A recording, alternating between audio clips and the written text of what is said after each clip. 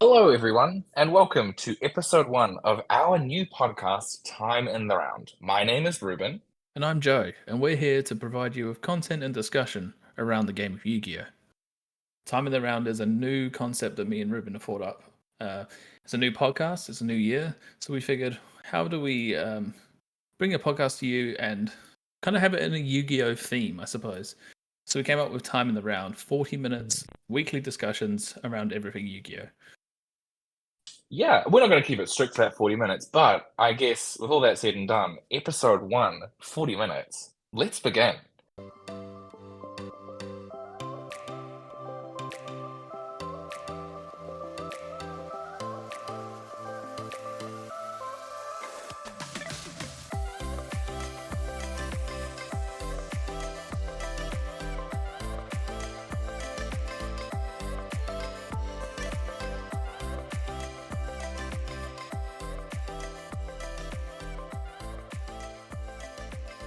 And what a beginning. Joe, it has been a long time since we've spoken. Tell me a bit about yourself and what you do in the world, and when's the last time we interacted? Yes, I mean, it's been a few months, but for those new listeners who don't know who I am, I'm Joe. I've been playing Yu Gi Oh! On and off for about 16 years, maybe even a little bit more now, not even sure. I run a hobby league in Palmerston North in Little World, New Zealand. We get quite a few weekly players. I enjoy doing that. My time at home, I'm a dad, just new dad as well. So I've got a son, Elliot, who's 6 months old, and he keeps my hands full. But yeah, and I have a lovely wife, Tara. Just a little bit about me. I'm sure as we go on and have more episodes of this, you'll learn even more. So, but obviously, I'm here for the game of Yu-Gi-Oh! I've been around in the community for a while. I've done podcasts in the past. I've also been on a few videos and have commentated at the Oceanic Championships, which is one of the highlights. So yeah, what about you, Ruben? Well, yeah, I guess you've introduced our new listeners. And so to our old listeners who know us from our previous endeavor, welcome back. Very happy to be back. New year, new projects. My name is Ruben. I am the organized play manager of Yu-Gi-Oh! For New Zealand. My history with the game is not as long as Joe because let's be honest, I'm not that old. And I started the game, probably definitely schoolyard vibes. I think I've talked about it to many of my friends who always ask how I got into Yu-Gi-Oh! My first memory ever was going to a light, the Duelist Genesis sneak peek. Um, and professionally, or not professionally, competitively got into this game in 2019 and haven't stopped playing since. And I organized all your events. I organized Oceanic Championships. I coordinate all the events that are held in New Zealand, from hobby leagues all the way through to North and South Island Championships. And I recently returned from the most recent YCS in Sydney, where I placed 58th out of 756 attendees. Um, I love the game of Yu-Gi-Oh! I love everything about it. I'm a sucker for spoilers, I'm a sucker for product, and I'm a sucker for strategy. And that's what I hope to provide you all with a bit more insight on in this new podcast that Joe and I are beginning on. But it's good to be back. And I guess on a personal note, Joe, how are you doing? I'm doing good. I've hit a little bit of a lull, I'll admit, with my competitive Yu-Gi-Oh side. I think the format has ground me down a little bit. Maybe just a bit of burnout towards the end of last year, but I am excited to be back. I am excited for some of the new stuff coming out, and yeah, there is a lot to look forward to in Yu-Gi-Oh. That's the thing; it's an ever-changing game. We're always getting new sets. We're always getting new ban lists. It's a game kind of like no others. Like there are obviously other TCGs, but Yu-Gi-Oh does it slightly differently. And also one thing I picked up in your introduction, there is just so many kind of parts of Yu-Gi-Oh. You're talking about the schoolyard stuff. There's multiple players out there that just enjoy playing the game on their kitchen table with friends. There's people that do, Master Duel. yeah, Master Duel. Like, They do this for a living as well. There's people that, uh, professional players who travel the world, and yeah, they make it their life. There's content creators. There's so many different facets of this game. and we're here to obviously discuss it all. Yeah, from our little corner in the world. I'm gonna maybe don't finalize this on me. I'm gonna probably hazard a guess at the southernmost, or probably not the southernmost country that participates in Yu-Gi-Oh! Hmm. Sorry to Antarctica, but also you're a continent, not a country. So I think I get away with that one. Yeah, there's so many assets to different like aspects to this game and different ways that you can enjoy it and different places that you can enjoy it. I think really like the amount of people I've spoken to that started in Master Duel is really impeccable. Like Hmm. this generation of online simulators like that have propelled people into enjoying the TCG really impressed me. It's definitely something that was before my time, and something I wouldn't even have conceived when I was a young child playing Yu-Gi-Oh! And to just see all these strategies available uh, in a digital format seems kind of amazing and feels like a lot more budget friendly. Yeah, I think so too, and I think we're seeing the game is still experiencing quite a lot of growth recently. It's a game that's 20 odd years old now.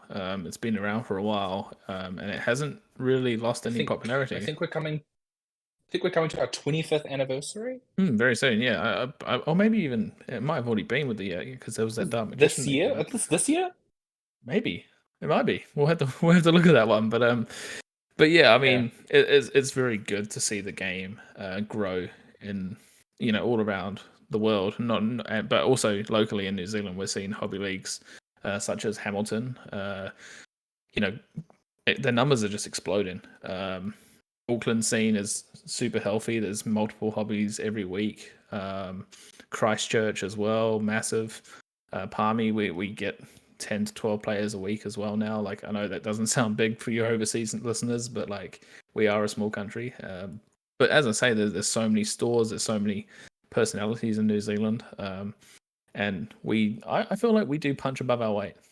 Yeah, that carries over to competitive aspects too. I think a lot of because New Zealand is such a tight team, good players make themselves known very quickly and kind of create themselves as like a monolith in the community. I think for people to aspire to be as good as or better than, Mm, I think that's pretty case in point with the YCS. Seeing we had 10 New Zealanders that travel over to mm. Sydney. Okay. Personal note, would have loved for that to have been on a different weekend simply for accessibility purposes. Shout out to all the people who paid It was a exorbitant expensive. sum on flights. It's a start, though. I mean, we've obviously come out of that pandemic period where we were all sitting at home doing online duels, and then we've moved into it where we can now have the physical events back. The borders obviously were closed for a long time out in and out of New Zealand. We are just reopening, so like flights and things like that are still relatively expensive. But as time goes on, we'll probably see those come down a bit, and international events can become a lot more realistic again for more people, I should say. I know, especially again, getting such fear of missing out, speaking to all these players in the Australian scene, and they're booking flights to the 250th YCS's, places Mm, in California, Bogota, I believe is the Colombia one. You've got London as well. Like these are like monumentous events, and it can be so inaccessible just simply based on our location.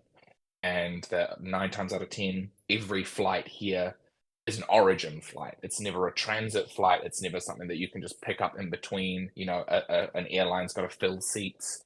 mm. They generally flights start and end in New Zealand, so it can be a bit more of a boundary or a kind of a gateway before we can achieve that. Yeah, it can, and from a spectator point of view, though, with the streams all over, Twitch, YouTube, and all that sort of thing coming back, like it's so good to see these huge YCS events back in person and have the coverage that they do have. Unfortunately, YCS Sydney was missing that, but it was still a big event, like I believe, 780, 750 around that player wise, 756 attendees. which is huge for Um, like for Australia and New Zealand. Like, and we saw big names there. I believe Jesse Cotton took yeah, part. yes, he did. But you had attendance from people, obviously, Bowden Tenyuk, Australian local, Raphael Nevin. Darren Johnson, I believe is his name. He's a UK content creator. Apologies to Mm. Darren. I'm not too familiar with your work. Po Zhang was there, obviously Australian local, one YCS Hartford. I'm curious, just on the attendance numbers, how does that compare to previous events that you've attended in Australia? I mean, I've only ever been to one in Australia, which was the Oceanic Champs back in 2016, and I believe that was about 350 players. So OYCS is always bigger. Being in an open invite event attracts the international attention. You get players from America and such showing up to them. They're huge, and that is what makes them so special. Is when you win one of those events, you become a known name in the community. Yeah, I get. Yeah, I just have no frame of reference. That's my first international event Mm. I've ever played. It's The bigger than any first other large event scale I've been competitive event. in. So Okay. yeah, my 16 years, my Yeah. biggest event was the OC, which was 350. So I mean, I've not been to anything major. I always missed out on the YCS Sydney. I believe it's just because of the timing of it. It was always in January. I always like, with Christmas and stuff going on, you never really, you kind of not forgot about it, but with other commitments, like you just didn't have the money at the time. If it was like mid-year, I had a lot more of a shot. So I think Yeah. the OC I went to was in June. I was over there on my birthday, so that Oh, one, perfect. What a great time. yeah, I spent my birthday in Brisbane getting drunk on soju in a Korean all-you-can-eat house. It was good. But no, as I say, like mid-year events seem to do well for me anyway. Personally, is a bit easier for me to attend them. Mm. And I guess that's where a lot of championship style events attend, or generally are. Obviously, with the pandemic removing so much of the world championship aspirations, it's Mm, quite hard to gauge where it'll end up being replaced or like reinserted into the current event schedule. Really, you can only just go off like whispers and strong assumptions. I mean, even the next Oceanic Championships, no clue where that'll be, mm. no idea. I think the rumor is Melbourne, but again, that's super duper uber unconfirmed. Please do not take my word for it. Please don't go booking your flights to Melbourne. Or do. Maybe you want a holiday. You know what? Maybe I can enable you. But yeah. And then obviously, generally, I mean, like you say, that those events are kind of the oceanic region's precursor to the world championship. So it's really the only way that we have to get to worlds.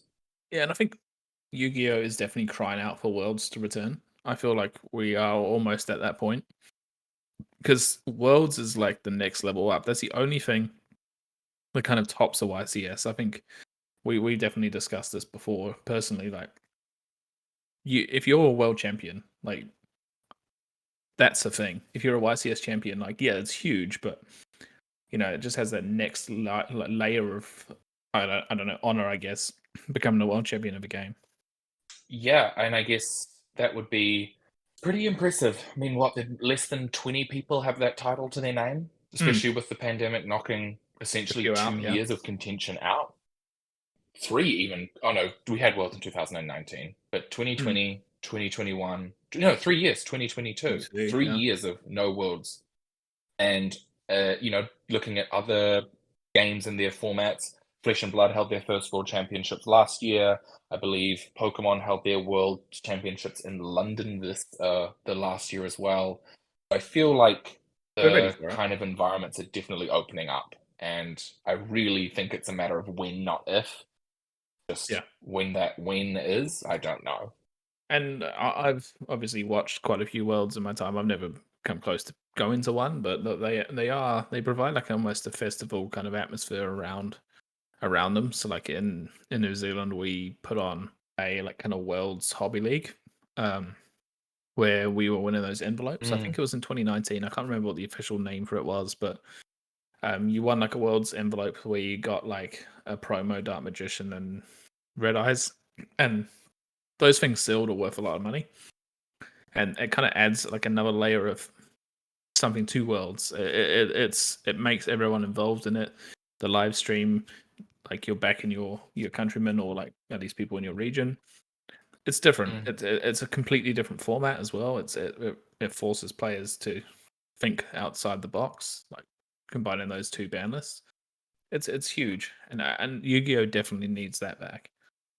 And I also think it's tough because the further and further that the formats diverge, the harder and harder it is to pin down a world's format.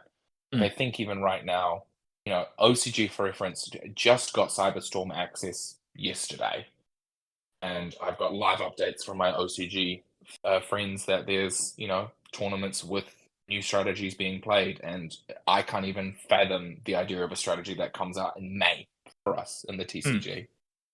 So, like a strong 5 months ahead in terms of product releases. Their format is drastically different. And the fact that Worlds, for those of you who may not be aware, essentially takes the lists of both the OCG and the TCG, combines them so that you play the least amount of cards total. A classic example, obviously, for those of you who may enjoy Master Duel as well, OCG have 3 max C, TCG have 0. So at a Worlds format, you play 0 at this moment in time. Not to mention, it takes things out like TCG exclusives, cards that we've received that Japan has yet to receive in their import packs, and obviously vice versa, cards that Japan have released that we don't have access to aren't legal. So it's very interesting to kind of understand where the Worlds format leads. And to me, it makes total sense why something like Salamangreat won Worlds in Mm. 2019. That is just a strategy that kind of beautifully bridges both regions of ban lists. Yeah, I think so. But going back, two big events. I thought we would talk about your experience of your first YCS. So kind of doubling back to the YCS, how did you find it? Like, how did it start for you? Like, how was your journey there? What did you get up to? How were your matchups? What did you play? Yeah, so YCS was interesting. Definitely a interesting proposal, to be honest. I'd heard ruminations of it, obviously being in my area of work. I knew that there was something happening in Australia. So to then see some dates finalized was very appealing. I personally traveled with Dino, very, very good friend of mine, my avid testing partner, and we made the decision to attend pretty soon after the announcement, I would say. I think we booked Mm. flights no later than a month after the event got announced. Obviously, bought tickets the day of just Also, to also quickly secure the interject there. attendance. The Dino as well is the OC champion for those that don't know. So Yes, yeah, the he won our Oceanic champion. 2022 Oceanic Champion. And spoiler alert, top 16, YCS Sydney. So we traveled together. We took a Thursday to Tuesday in Australia. So really comfortably getting ourselves to Australia, comfortably getting ourselves familiar with the environment, and taking that kind of extra day or so Mm. to really finalize what we were going to be playing and how it felt. Did you? Yeah. Did you make much of a holiday of the whole thing? Did you like get to like go sightsee or anything like that, or was it strictly just Yu-Gi-Oh? So I predominantly enjoyed. So the event was held in the Olympic Park. So the Olympic Park, I Mm. generally stayed around that environment, especially leading up to the event. I didn't really want to distract myself too much, get too turned, as we would say. Leading to it, really wanted to just make sure all my focus is on the event and the success within the event. But because we took a Thursday to Tuesday, the Monday, the day after the event finalized, was kind of open. So it was really nice Mm. to enjoy Australia in its, kind of in its own environment. I got to see an outlet mall. I enjoyed some of the suburbs. I did enjoy the nightlife on Sunday night. So, on Mm. a personal aspect, it was really nice to enjoy Australia in a different aspect, especially once the pressure of the tournament was alleviated. Mm. And how was your tournament experience? Like, talk us through not every round, but like when you first sat down at the table, round one, how were you feeling? Or what did you feel like you had fully prepared for it? Were you like taken aback by the amount of people there, or? I think having seen, again, it feels like a spoiled mentality, but having seen how large some of the international events are, in Mm. particular places like Europe, where it's over 2,500 attendees, I kind of didn't know what to expect. I assumed probably a larger amount. I did find out that the event cap was 800. Mm. Um, with, I believe, a couple more tickets added near the end. So I kind of expected a decent amount. The event was 32. Nice. I was personally playing Tearlament Ishizu and 43 cards. And I feel like it was the correct decision going into the event. Realistically, I'm sure you can attest to this, Joe. This format's kind of a one deck format with Yeah. two others kind of bringing up the rear. And those Um, decks are purely in the format just because they counter the one deck in a exactly. way. So playing Tearlament Ishizu to me seemed like the strongest pick. And the losses that I experienced, or before the event, obviously thought I was going to experience, would come down to skill as opposed to the higher variance that some of Mm. these other strategies provided. Round one, I sat down. I think I was in a good mindset. It's funny. I almost wish I'd had a match before we started the day because I Mm. just wanted to get a warm up, which is such a funny concept. Like it's a brain game. There's no aspect of your body that you need to warm up, but Yeah, I partially though. felt that I think way. you do need to warm your brain up a little bit. Like, I've experienced sitting down round one of a tournament, and you can kind of like catch yourself out a bit where you're not quite ready mentally for it, I suppose. Yeah, And yeah, I think it is important to go in like just feeling up to it. But then you can do the other thing where you can have a match beforehand, draw the worst brick ever, and be like, oh no, great omen. Yeah. yeah. So yeah, I was yeah. So 10 rounds of Swiss, which I was mentally prepared for. I knew it was going to be a long day.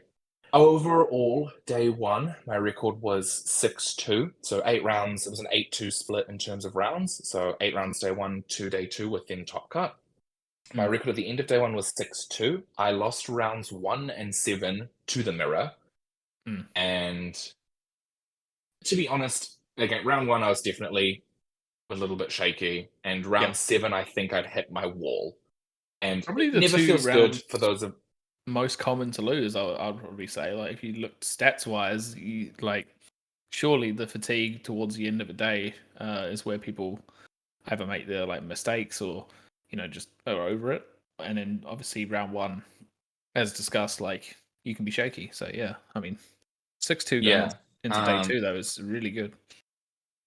Yeah, so obviously I lost round one. Never a good feeling to those players who understand. Kind of a little bit disheartening. But then I was with Dino, who at his last YCS also lost round one. And Mm. so I had this mentality of this is kind of an underdog. This is an upcoming, to me, this felt good. I was like, okay, I'm in a room, I'm traveling with someone who was able to take exactly where I was and take themselves to success. So I felt, while a little disheartened, still motivated. It was definitely reassuring to know that was, my story isn't over. Yeah. That was to the mirror. Round two, I played the mirror, I won. Round three, I played Sprite, I won. Round four, I played Exorcisters, I won. Round five, I played the mirror, I won. Round six, I played Flandries, I won. Which, for reference, by the way, for those listeners who may not be too aware of the competitive state, I would definitely, by far and large, say that is the deck's worst matchup. Yeah.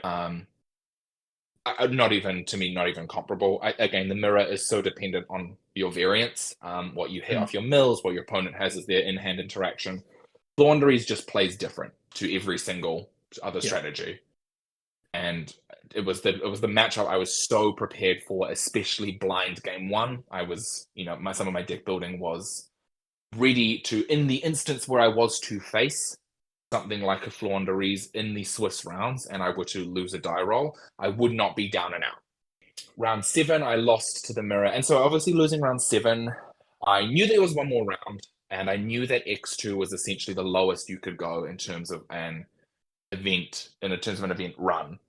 And the likelihood of you topping was still relatively high. Having done the calculations beforehand or speaking to someone who'd done the calculations, at minimum, 10 people at an X2 record. So for those of us who are following along at the end of the event, for those of you at an 8-2 record, 10 of you would not top 32. And again, that doesn't take into account ties or draws, Yeah. which also, the higher the draws are, the less likely you are to top because they start knocking people out with that record. Losing round seven, I obviously devastated. I had been playing really well all day. I lost to a really good player, so I'm not like, but all three of my losses were to really good players. Mm. And so I never felt bad. I was like, I never got like quote unquote sacked or Yeah. I only bricked terribly in my last game. So round seven, I lost the mirror. Round eight, I played against Sprite and I won. So I felt really good because obviously I'm leaving the day at a 6-2 record. I Mm. know that I just have to win two more matches to get into top 32. So one, Um, one, one thing I'll touch on here is obviously 2 day events are different to like your single day regionals and things like that. There's almost you have to really mentally reset over that night. And some absolutely. players can come back with a really positive mindset. Some people come back really like shaky and nervous because they know one loss that they're gone. And then you get the ones that are obviously undefeated that are just kind of kicking back, going, "Oh yeah, sweet, I'm almost in." And yeah, how did you feel overnight? How did you prepare? Like, did you go home, get a good sleep? Did you stay up in a sweat, like going over your plays? Like, what did you do? I generally, yeah, I just made sure that I was well rested. So the end of round eight, I was one of three New Zealanders who made day two. It was myself at 6-2, Dino at 7-1, and Jay Park at 6-2. So out of the 10 New Zealanders that attended, three of us made day two. And that felt really good. It felt quite vindicating and empowering to have such a success at my first YCS.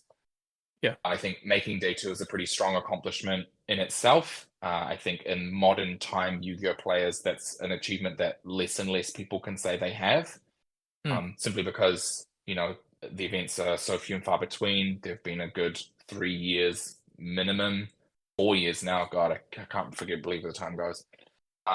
To players in our immediate spheres that have attended a YCS. So a lot of people may have dropped out or fell off the game.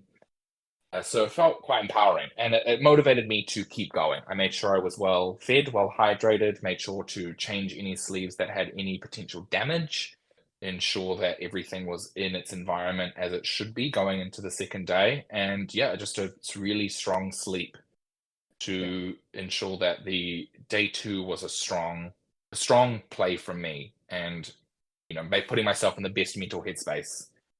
Mm. And it was nice having support of everyone from home. I think a lot of people don't really see me as someone who would personally do well at competitive events simply because I'm not one of the I'm not one of the front people of competitive Yu-Gi-Oh. Yeah. I love to sit and bide. I love to watch from the sidelines. And my job generally lends to that. My job isn't exactly. I don't get to run the OC and play in it too. I get to Mm. pick one. It was nice to see competitive success, especially with the testing I'd done to that I put in the work. Mm. Yeah, it's always satisfying when you put in all those hours and you see the payoff from it. Like I know for me, like personally, when I've done my best, like winning if I won any regionals or I think I've topped a couple of minor major kind of events. Um, every time I've done that is when I was putting the hours in. And Mm. what do you know? The ones where I don't put much time in, generally I don't do as well. So yeah, like you have to put time into this game. There's a lot of there's so many variants in every single matchup. Uh, there's a lot to learn. Like you have to learn not just what your deck does, but what everyone else's deck does. There's so many things that pop up that still catch me off guard, even like as a judge. And I'm sure you'll get caught off guard sometimes as well from random interactions you never thought you'd have to think about. There's just so many Mm. things, and it's credit to you for making day two. Like that, like I know for sure that the fatigue over like 8 to 10 rounds of Yu-Gi-Oh is like crazy. Like you get to the end and your brain does do weird things. Like I know back in the day when I was in that final against Dino in the 3v3 from a while ago, my brain went to complete mush because we were sitting there just waiting for it to start. So It's yeah, just so hot, and yeah.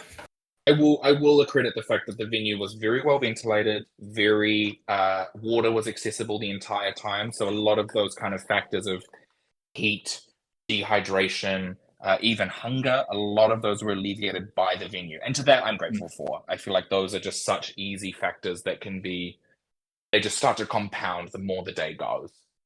Yeah. So how was your day two? How did it go? Like, what were your sort of rounds in that one? So day two, round 9, I sat down against a Sprite player. I won my second dice roll of the event. For reference, I had a terrible dice roll record. Yeah, we do And need to as talk a about that. little Yeah, as a little side note to that, I'm going to take some advice that my flatmate gave me. She suggested just buy new dice for the event, which I'm definitely going to do. I feel like that's a great little piece of advice that I'm going to pass on to people. So I won my round 9, and Jay did not. So Jay was then out of contention for top 32. So of course I go, okay, great. I've got one more round. I have to win one more match, and I have a really good chance at top 32. I think I was 42nd at the end of day 1, Mm. which is good. It's not great, obviously. If you see yourself in the top 32, you're pretty comfortable in terms of your wins. And I knew that going into day 2, I was going to be playing win-ins, so I had to win, otherwise I lost. And I Yeah, obviously I had to win, unfortunately. otherwise I would be out of the contention for top 32. So I won my round 9 swiftly as well, so I was able to take a good deep breath. And I sat down against my round 10 opponent who had just versed Jesse Cotton, and it was his Mm. second loss of the tournament. And it's a very, very good game. I lost the dice roll, but I managed to win game 1, which felt very vindicating. It was the first time that it happened all day, against Telemint specifically. Won game 1, I lost game 2, and then unfortunately my deck dealt me the bad hand in game 3, and I just unfortunately a pseudo unplayable hand based onto what he was playing into, and I unfortunately did lose the variance there, which did knock me out of the contention. However, very good match, very good sport, and very good Mm. environment. I'm going to say that carried across the board. I think there's maybe one opponent that was a little unfortunate behavior wise. But all in all, I didn't have any concerns in terms of poor behavior. I never had slow playing concerns. None of my Yeah, matches went to time, that's which is nice. I also mean, very yeah. good, even though I love volcanics and really just wanted to put that one card in my side deck for them. And yeah, so none of my matches went to time, which felt really good. None of my interactions were shitty.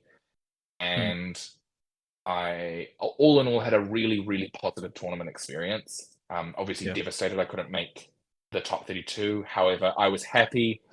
I spoke about it with after the event to the people who were still at the venue. It was almost this great relief off your shoulders that you just know that you're done. Mm. Like you go, I have no more Yu-Gi-Oh to play, and that feels great. Yeah. Um, As sad as it is to be and knocked out, like, obviously, yeah.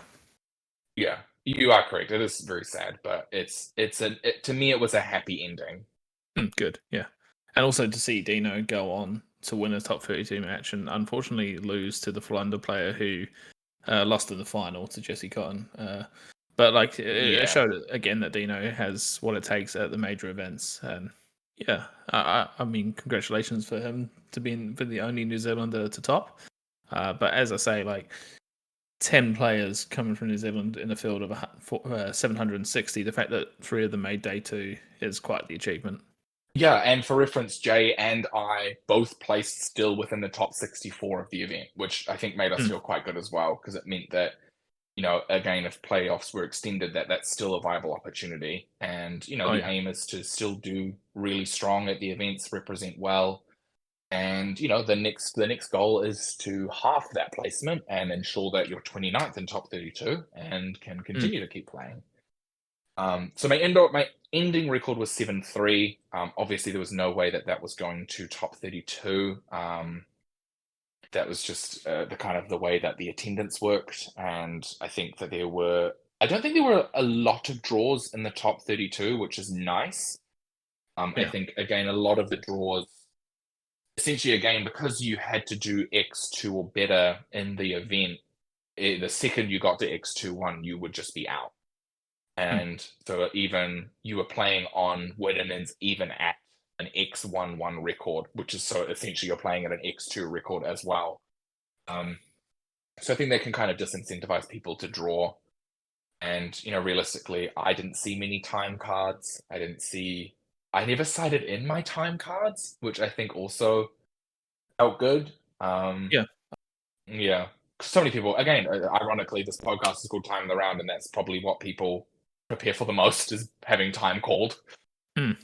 Yeah, I guess we'll move on to one final point for the podcast. We are coming towards time in the round. So like obviously great experience over in YCS Sydney.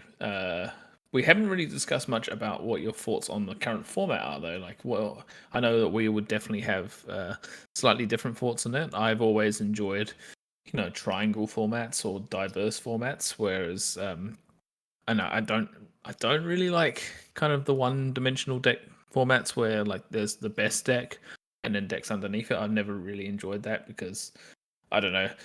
But I know it has its merits and things like the mirror match is a skill-based thing, and I did enjoy Necros, for example. But at the same time, I've always enjoyed the triangle stuff. People that know me know that I love Duelist Alliance and things like that. But yeah, what are your Mhm. current kind of thoughts on this format? Well, it's super interesting because I think that it's yeah, obviously going into Sydney, there was no new product, there was no new ban No. list, there was no adjustments made. So I basically knew that from the list that we got in December and the last product of the year, which was the Dark World structure deck, there was nothing new. And, Mm. I think that I think I described this format to people. I described it as, I think I said 90% skill. Mm.